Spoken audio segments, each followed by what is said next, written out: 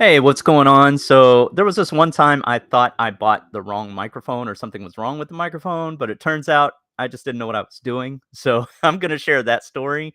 And if you give me the next 5 minutes, if you're in the market to buy your own home studio, I'm going to go over some of the basics and what you might be looking to buy, or maybe you're just looking to upgrade your current home studio. What I'm going to provide is more of what you can have on a budget. So if you're just starting out and you want to buy some equipment to get started, have a few recommendations for that. My name is Jason Dowdy. I have been an artist and a producer working with people like Timbaland and Aaliyah for over 20 years now. And I have made it my life's mission to empower independent artists so you can learn how to produce for yourself and take your career to that next level. So, if you want a free training on how to create a professional track in less than 2 hours, just using a low cost digital audio workstation and some free stuff you can find on the internet, just go ahead and write the word yes in the comments right down there, and I'll DM that over to you.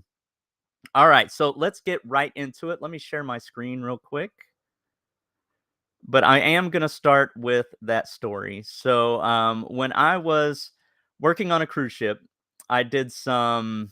Oh, I just shared the wrong screen. Sorry about that. That was kind of trippy there, wasn't it? When I was working on a cruise ship, I'm gonna wait to share my screen. I used to record on board, right? And it was hard to get good acoustics and things like that. And I did my best with pillows and blankets, and I'm sure some of you have probably done that before to try to get deaden your sound to get a good clean vocal, right?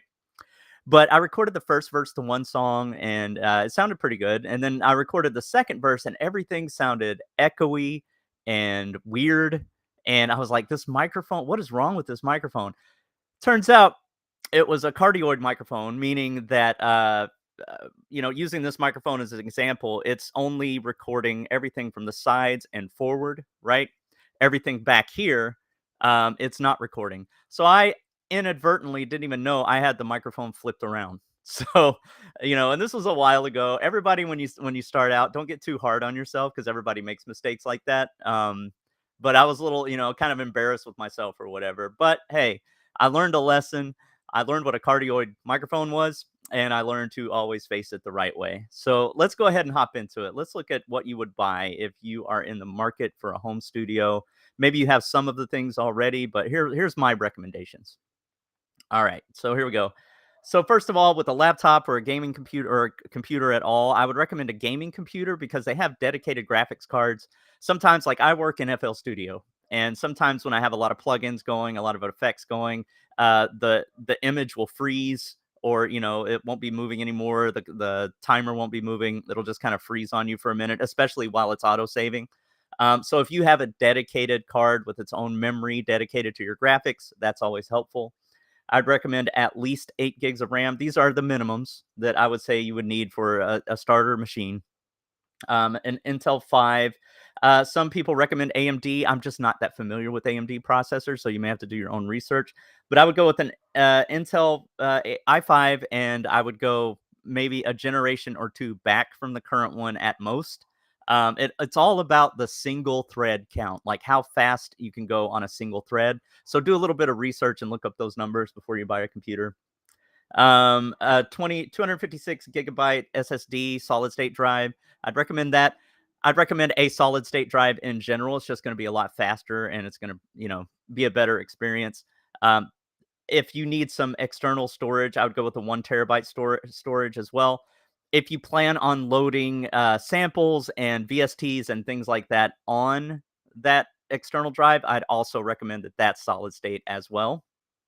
Or you could get a bigger internal drive, but the bigger your internal drive, the price of the computer goes up, right? And it can be lower cost if you just get a storage drive. All right, so that's the laptop audio interface. I have an Avid Fast Track Solo, I think is what it's called. Pro Tools got bought by Avid several years back, and I haven't had a good experience with it. So that's why, and I have a lot of friends who have bought the Focusrite Scarlett. That's why I'm making that recommendation. You can get a single, so if you're only recording vocals or one instrument at a time, that's going to work out just fine for you. It's $100. Or you can get the 2x2 if you plan on playing and singing at the same time or rapping or whatever. Um, And these are like I mentioned before, these are kind of the minimums and the starters, right? So everything goes quality goes up, price goes up from there, but this is just kind of the starter pack. Rode NT1 is a great microphone to start with. If you're on a tighter budget, I'd recommend the AT2020 as well, especially for vocals. You'll need a mic stand. I'd also recommend one of those. I have here. Let me bring it over. I have this. It's called a Chaotica Eyeball. It's a more expensive version, but they have lower cost um, isolating microphone covers like that. So it soaks up all the sound to the back and the sides of your microphone. It's still important that you have some sort of uh, audio, uh, what do you call it, like audio proofing behind you. You can even use blankets or anything like that, but you definitely want to have a dead sound behind you as well, because that's where most of your echoes are going to come from the room. Uh, but that isolation, they call it a portable vocal booth. Not quite, but it's definitely helps. So I'd recommend one of those. A MIDI controller. So this is if you want to play while you produce. The Arturio Mini Lab, $79. You can't beat that. It even has pads for, if you're a finger drummer, right? You can do all of that. It's worked great for me. And then your digital audio workstation. So I am an hardcore FL Studio user, have been for years. It's what I'm most familiar with, what I could give the most guidance on. But there's also Cakewalk that you can get for free. So I hope this has been helpful for anybody looking to I want to buy some things to start out. I hope this has been helpful. If you want that course on here, let me stop sharing my screen real quick. A free course on how you can make your first professional sounding track in less than 2 hours just using a low cost digital audio workstation or DAW. And you only with things you find on the internet for free, go ahead and write the word yes in the comments, and I'll be sure to DM that to you. But until then, just keep creating.